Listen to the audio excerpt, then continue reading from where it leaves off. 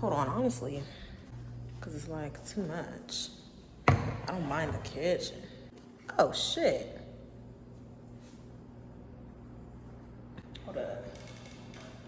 But I ain't beat that guy. I did the right.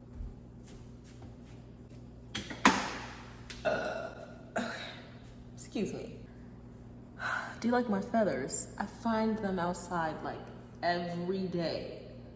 Every day I see a feather. I don't pick them all up. I don't pick up every feather. But these are special. They look like they have something. I'm going to be careful. Because look at that. Anyway, I don't want my channel to be one thing, but I've been recently feeling like telling stories. I touch my hair a lot. That's why I took out the feathers, because I know I'm gonna be sitting here going.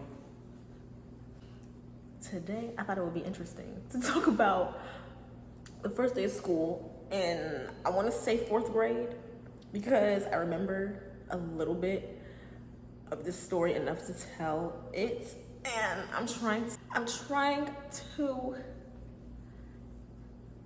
make my channel more interesting and not just like based on reactions, you know.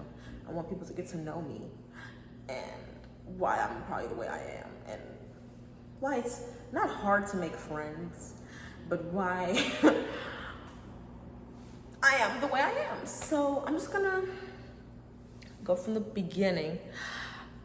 When I was a kid, my mother smoked a lot of cigarettes, all right? She smoked like a sailor, like a chimney.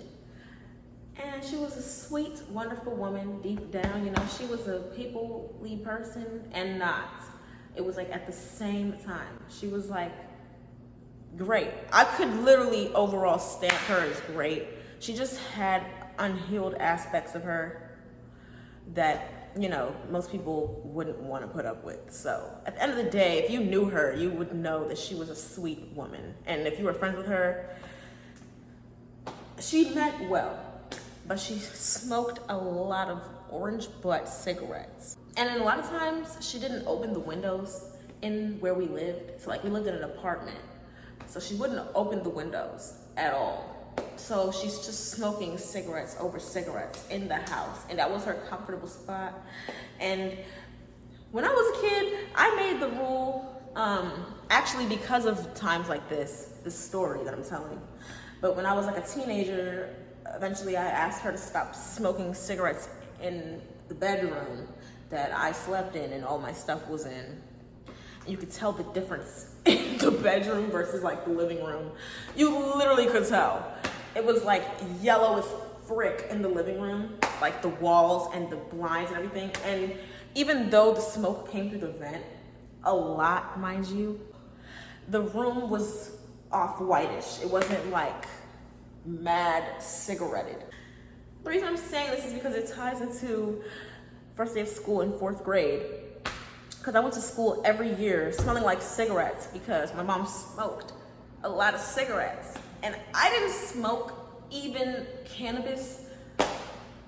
I was a really good kid. Like I was a goody two shoes. By the time I was like 19 or 20 is when I actually started smoking, because the first time I got high was actually an edible in like a diner. So I wasn't even home when I got high for the first time. It's like, you know, she smoked a lot of cigarettes. The point of the story is everything smelled like cigarettes. Everything that I had, my book bag, my clothes, my hair, all the time. And I wasn't smoking. But you know, you go to school and kids are talkative and they are opinionated.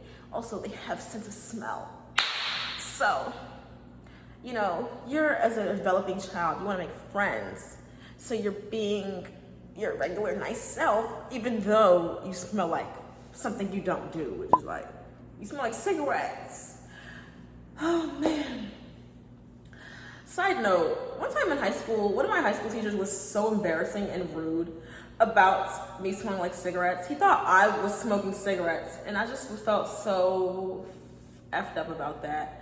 Anyway, It was the first day of school, and she's a Caribbean older lady, right? Trinidad to be exact. That's where she kind of like gets her culture from and her family's from. So, you know, if you know Caribbean people, you know they are very protective and very watchful and very sensitive and very much hard lovers, like very warrior-like. So she did make sure I had everything I needed in life, despite the cigarette stuff. It was like she was so protective, and she made sure I had what I needed for school, like my school supplies. I wasn't bullied to the end of the earth about life. I wasn't like picked on ridiculously, but it was the first day of 4th grade.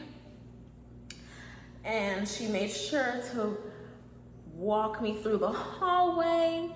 You know, they were allowed to do that. The parents were allowed to kind of just be around and watch their kid kind of get their assigned seat a little bit. I don't remember it totally, but like she was allowed to kind of just make sure that her daughter was okay.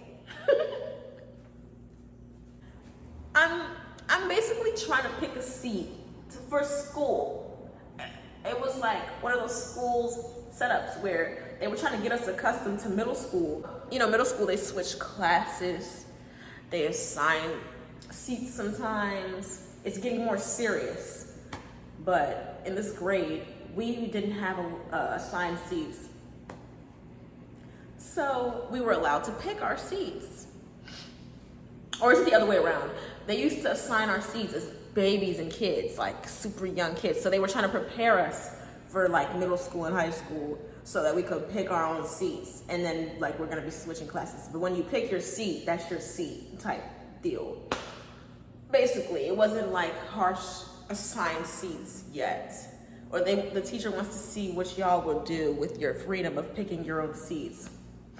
So I picked my seat next to these who I thought were nice kids. It was like a bunch of little girls, and I was trying to be nice and sit with the girls. One of them was like, it was something, I forget what it was.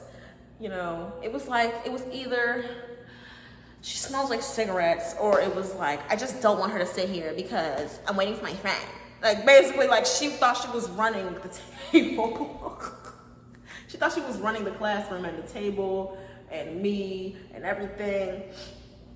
So I was super sensitive about that. I didn't even know my mom was still in the classroom because I was so anxious. I feel like I got into the classroom and I kissed her. I said, I love you. I got this. And I picked my seat. Tell me why when this girl, I forget what she said, but she basically goes, I don't want you to sit here. The teacher first was like, that's mean or something, or like, you're not in charge or something.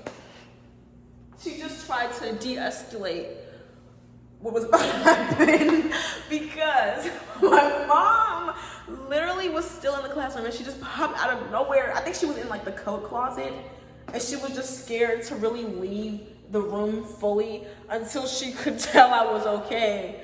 Like she wanted to make sure I had my seats at the table. So she was still there and she just popped up from behind me. And like, I was like getting up from the seat. She was like, no, sit down, sit down, sit down. Sit in his seat. And I was like, Mom, really? I just heard her voice from behind me. It was like mad, instructing. And I was like, bet. I mean, I wanted to sit here. Girl. She said, you move. No. It was like, so here's the thing. She didn't literally do what I'm doing. I'm exaggerating just a little bit. Mind you, a little bit. Like I'm exaggerating a little bit because she was very dramatic about this because I remember. So like, She basically asked me to take the seat that I chose and asked the girl that was being mean to me to get up on some Rosa Parks-ish. And the teacher actually didn't stop her. It was funny because, I mean, go ahead. Because, like, I think the teacher wanted to hear what she was gonna say. Because she was such a funny woman. And so, she liked my mom, really. Because, like, my mom liked to talk to people. Like, she was like a people person for real. Like, or she could talk her way through stuff. She knew how to do that. And she wasn't very much giving Native American or like born in America. She had a green card, so she knew how to get what she needed. I'm sorry. But anyway, she asked this girl to move from the table, and let me just say this in simpler terms so this video isn't so long. She really just made her get up. And I think her tone scared the little girl because she moved. And so I was just like, oh, mommy, what are you doing here? Like, I didn't know he was still in here, but thanks, I got the seat I wanted, thank you. She said, and that's not all. She just took the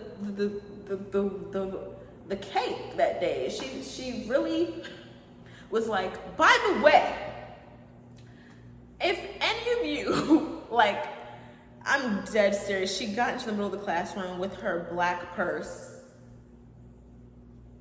and she was like holding it tight, she was holding the strap. She was like, if any of you bully my she was cussing, bully my daughter or make her feel any type of way, or it was just like, she just went off. Make her feel any type of fucking way, I will personally beat your ass. And I was just like, Mom, that's not gonna get the hoes laughing. It's not. I'm gonna literally be alone all school year. And she was so dead ass. And then the teacher just like, from the background, the teacher was giving. Up until she said that part, and then she was like, no, you gotta get out of here. Because I think she was triggered by maybe getting bullied as a kid herself. Because she didn't grow up in like super nice conditions. She had to wash her own clothes by hand, and she grew up in like a third world country a little bit, and she had like a grandma taking care of her that couldn't see that well, so of course she's gonna try to take care of stuff herself if somebody is around her, such as a guardian that can't see that well. So she was clearly triggered and clearly felt mad and protective over me. But like, you know, if your kid is having trouble making friends, instead of like saying you'll beat the kid's ass, how about you make it easier for your daughter to make friends? Like, don't smoke up the house. And then maybe she'll be able to make friends because they won't think she's a 9-year-old chain smoker, right? But she didn't care. And so she was like, I'm serious, I would beat these kids, like, cause they're kids, blah, blah, blah, blah, blah. And I was like, sitting at this table alone, watching her like go off, guns blazing at these kids. Nibba, tell me why for the rest of the school day, everyone was even scared to talk to me. I was like, this is why you protect your kids' feelings, only but so much. Like, she had the right idea, but she went the wrong way. Like, it was just funny to me because I didn't get messed with, I didn't. And I felt like I could just do whatever I wanted in school because my mom just like chuckily threatened a bunch of mean kids anyway. They were mean, but God, like, it was just funny. But yeah, the teacher had to really like push my mom out the door, like legit. And for the rest of the year, people were so like scared to talk to me. People were so hesitant on like doing the wrong thing to me or saying the wrong things to me. Like, I think I remember like sometimes if I came into school and I was trying to put my bag on like a hook, nobody put their bag next to mine. Like, she must have prayed away all the bull, all of it, the bull and the bullshit. Like, so I wanted to keep this short because I just thought it was funny to talk about how protective my mom is and how serious she was that day, and how it was hard for me to make friends the rest of the year because she literally personally threatened children. But you know, I tried to have the discussion with her that it was really just the cigarettes. It was really just the cigarette smoking that was in the way of me making friends. But she was on it. And I mean, yeah, they weren't mean to me. Like, even in like 5th grade, I did well in like every year of elementary school, but especially like, you know, that year, I really got my way though. But it was just funny how she went about it. But you know, don't threaten kids that aren't your own. You know, don't. Also, like, cause they probably went home and told their parents, like, I'm scared this Jamaican lady, cause she sounded like, you know, Caribbean. This Jamaican lady said she's gonna beat me, and they were probably scared because she was like super scary and serious. And I mean, go off, mom, but like, damn, now everybody's scared of me. But that was at the time. It was 4th grade, and you know, it was a good time. I had a good time that year. Of course, I made friends. You know, there were like, I loved that teacher and that class. I don't remember exactly what teacher it was, but if I remember correctly, it was definitely giving English class. So we were learning how to read for sure. And she did not read the room for real. But I appreciated that. You know, I appreciated her giving an F that much, to the point where, you know, she might have protected me from the bullshit, but I really just was protected from everything. Like, nobody really wanted to mess with me, and they were scared that she would personally come on them in their room like a paralysis demon. And I mean, hey, it worked, because like, it probably applies to this day, you know? It probably does, but that's crazy. That is so crazy, bruh. It's like anyway, I kept this short because I just wanted to tell that story, and I don't have like content. I don't want to like, you know, react to shit all the time. I just kind of want to like be effing for real. Like, by the way, I've never smoked cigarettes. Don't smoke cigarettes. Like the orange butt cigarettes. And I don't think I ever will. But you know, she didn't really take accountability for her part in that, because it wasn't really their fault why it was hard for me to make friends. So if anybody in that classroom remembers me and is watching this, I'm sorry my mom was like that. You know, she would never actually hurt you. She's just dramatic and Caribbean. And she didn't like accountability whatsoever. She just wanted to make sure nobody hurt her child's feelings or body parts or anything. So, moral of the story, don't smoke cigarettes and don't threaten people. It's kids. But otherwise, do what you gotta do to protect your kids though. Because it worked. She just went too far, but thanks for watching, because I'd be scared to make friends, you know, because I feel like, you know, sometimes your family members, they're so protective. They just making sure people know, making sure they know, you know, so, yeah. Also, don't be mean. Don't bully people about shit that you don't know about. Like, don't assume, and don't be mean, or feel like you could just run people because you want to, you know, do that. Like, if you want something and someone got it first, let them have it, you know? But Especially if they chose to be there, you know? But, because sometimes people just want to feel like they have something over on you. Like, well, I have a bunch of friends and I have a posse that agrees with me, and I was gonna sit there. Why are you trying to sit there? Who are you? And my mom was like, you're gonna know who she is. You're gonna know who she is. You're gonna know who she is, because she picked this seat first. And I don't know who you are, but yada yada. And so, yeah, I just miss her. And I was crying about her this morning, but this is such a necessary detail, so.